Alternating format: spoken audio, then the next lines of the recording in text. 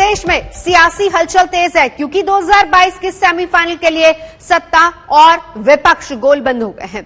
BJP के सामने 2017 के नतीजों को दोहराने की चुनौती है, वहीं विपक्ष सत्ता में वापसी की तैयारी में है। यूपी में जिला पंचायत अध्यक्ष के चुनावी नतीजे आए। बीजेपी को 75 में से 67 सीटें हासिल हुई हैं, जबकि समाजवादी पार्टी को 5 ही सीटें मिली हैं। एटा, संत कबीरनगर, आजमगढ़, बलिया, बागपत, जौनपुर और प्रतापगढ़ को छोड़कर सभी जिलों में बीजेपी के उम्मीदवारों को जीत हासिल हुई।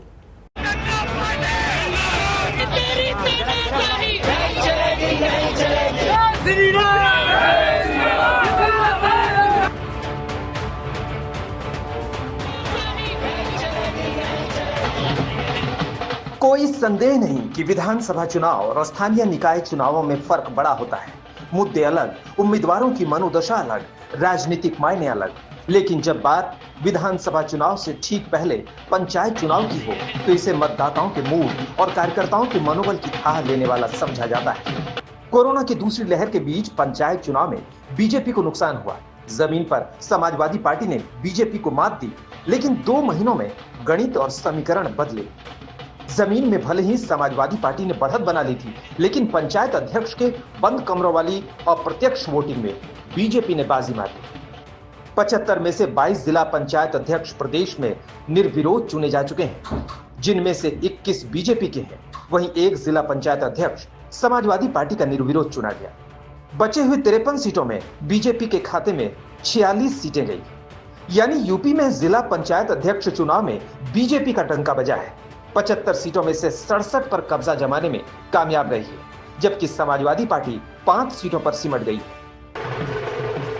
यूपी विधानसभा चुनाव से ठीक पहले मिलने वाली इस चुनावी बूस्टर से बीजेपी गदगद है और इसे 2022 के सेमीफाइनल से पहले की बड़ी कामयाबी के तौर पर देखा जा रहा है। दावा यह कि कोरोना की दूसरी लहर और किसान आंदोलन के बावजूद पश्चिमी यूपी में बीजेपी ने परचम लहराया। जाहिर है इस जीत को भुनाने की कोशिश तेज हो गई है। बीजेपी की कोशिश होगी कि इस कामयाबी को मनोवैज्ञानिक जीत के तौर पर दिखाया जाए। नतीजों को जनता पर योगी सरकार की मजबूत पकड़ वाला बताया जाएगा।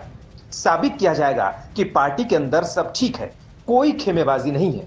दिखाया जाएगा कि जीत दरअसल सरकार और संगठन में समन्वय का नतीजा है और दोनों एक दिशा में काम कर रहे हैं। सबसे अहम, जीत से कार्यकर्ताओं में जोश वापस लौटने की उम्मीद है।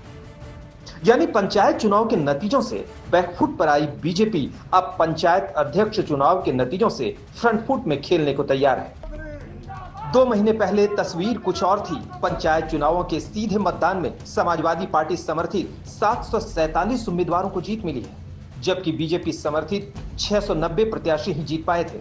वहीं बहुजन समाज पार्टी ने भी 381, कांग्रेस पार्टी ने 76, राष्ट्रीय लोकदल ने 60 सीटें जीतने का दावा किया था। अयोध्या, वाराणसी और मथुरा में भी बीजेपी की हार हुई थी, लेकिन 2 महीने बाद हुए पंचायत अध्यक्ष चुनाव में तस्वीर बदल गई है। अध्यक्ष पद के लिए जनता सीधे वोट नहीं करती, बल्कि जीते हुए उम्मीदवार अपना अध्यक्ष चुनते हैं। यही वजह है कि समाजवादी पार्टी ने चुनावी नतीजों को फिक्स बताया।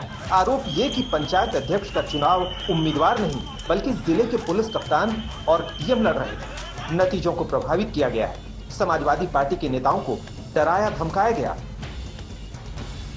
आप जानते हैं पहले जो निर्विरोध हुए उसमें भी लोगों को बंधक बनाकर डीएम एसपीओ के माध्यम से उनके मूल अधिकार जो चुनाव लड़ने का है, लोकतंत्र में हिस्सा लेने का है, उसका हनन करके भारतीय जनता पार्टी ने बहुमत बनाया था।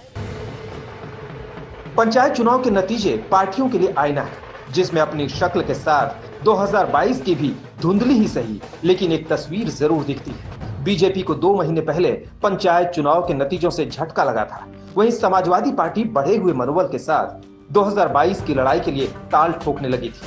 अब पंचायत अध्यक्ष के पदों पर कब्जा जमाकर बीजेपी कम से कम मनोवैज्ञानिक युद्ध में फिर एक कदम आगे निकलती जरूर दिख रही है। लखनऊ से कुमार अभिषेक के साथ संतोष शर्मा, आज तक।